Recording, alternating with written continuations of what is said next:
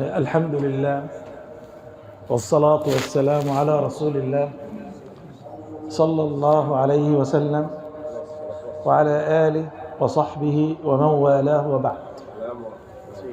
الإسلام لا يعترف لا باللون ولا بالنسب، ولكن يعترف بالعمل الصالح.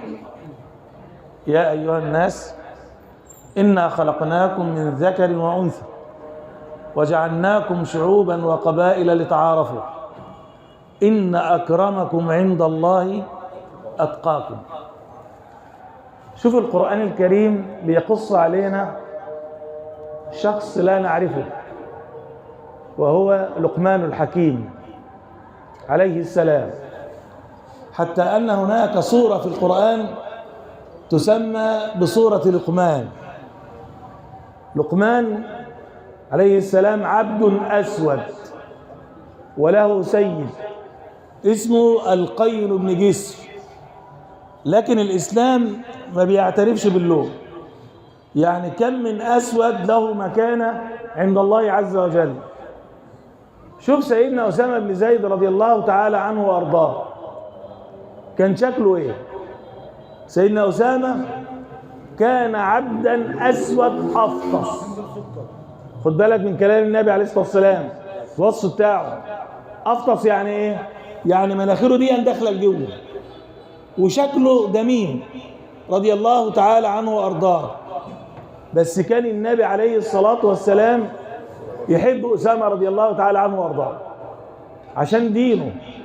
شوف لما وهو طفل صغير عثر في الباب، اتعطرس يعني، فنزل الدم من جبهته. شوف بقى النبي كلم مين؟ أمنا عائشة رضي الله تعالى عنها وارضاها. قال يا عائشة مج الدم، يعني صوت الدم وتفيه، يعني زي ما احنا بنقول.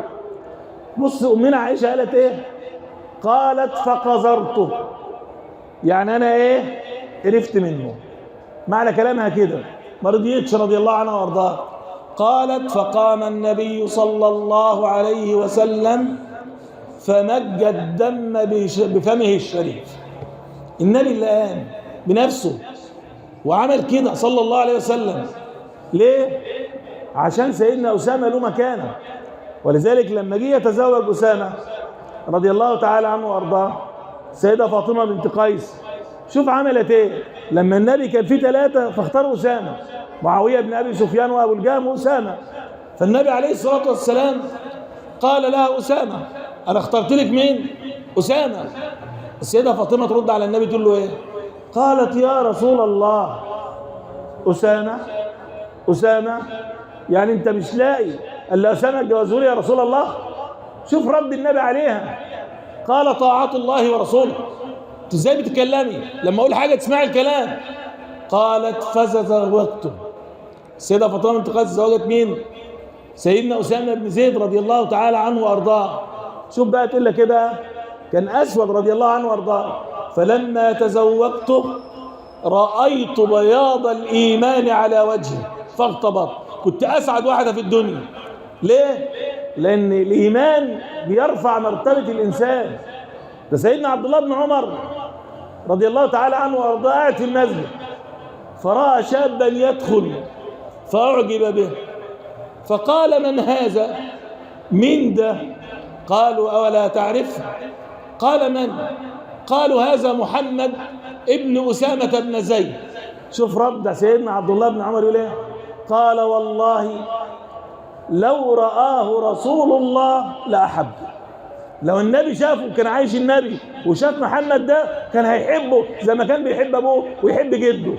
سبحان الله. فالإسلام لا يعترف لا باللون ولا بالنسب، ولكن يعترف بماذا؟ يعترف بإيمانك وتقواك عند الله عز وجل. ده مش سيدنا أسامة بس، ده في حد تاني أقول لك من هو؟ هذا ما نقول في اللقاء القادم إن شاء الله. وصلى اللهم على نبينا محمد وعلى آله وصحبه وسلم. أحسنت عم الشيخ والله.